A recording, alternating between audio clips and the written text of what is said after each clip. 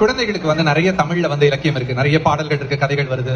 அடல்ட்ஸ்க்கு நிறைய கதைகள் இருக்கு, நாவல்ஸ் இருக்கு. ஆனா இது ரெண்டுத்துக்கும் நடுவுல மாட்டிட்டு இருக்கிற டீனேஜர்ஸ்க்கு வந்து நிறைய இலக்கியம் இல்ல தமிழ்ல அப்படின்னு சொல்லிட்டு ரொம்ப நாள் வந்து நான் நினைச்சிட்டு இருந்தேன். அப்ப வந்து அமித்ராஜ் அவர்களும் விக்டரும் வந்து என்கிட்ட வந்து சொன்னாங்க, இது மாதிரியான ஒரு கிராஃபிக் நாவல் ஒன்று பண்ணணும் டீனேஜர்ஸ்க்காக, தமிழ்ல பண்ணலாமான்னு கேட்ட உடனே நான் வந்து கண்ண மூடிட்டு ஓகேன்னு சொல்லிட்டேன். நான் அப்படி வரணும்னு நினைச்சிட்டு இருக்க போது இப்படி ஒரு ஆப்பர்ச்சுனிட்டி வரும்போது கண்டிப்பா நம்ம பண்ணணும், அதுவும் நம்ம மாணவர்களுக்காக. நான் தமிழ்ல பண்ண ஆரம்பிச்ச உடனே நிறைய சேலஞ்சஸ் இருந்துச்சு. ஏன்னா படங்கள்லாம் எழுதும் போது நம்ம இது மாதிரி ஒரு பாகுபலி பண்ணியிருக்கோம், நம்ம இது மாதிரியான படங்கள் பெரிய பெரிய படங்கள் நம்ம ஒர்க் பண்ணும்போது நமக்கு ஸ்பேஸ் ரெஸ்ட்ரிக்ஷன் இல்லை. ஏன்னா நம்ம என்னனாலும் எழுதலாம், எவ்வளவு நாளும் எழுதலாம், அந்த ஒரு ஃப்ரீடம் நமக்கு இருக்கும். ஆனா ஒரு காமிக் புக் எழுதும் போது அந்த ஒரு சின்ன பபிள் மட்டும் தான் இடம் இருக்கும். அந்த பபிள்குள்ள நம்ம எவ்வளவு எழுத முடியும், எவ்வளவு வேர்ட்ஸ் ஃபில் பண்ண முடியும். ஸோ அந்த ஒரு சேலஞ்ச்.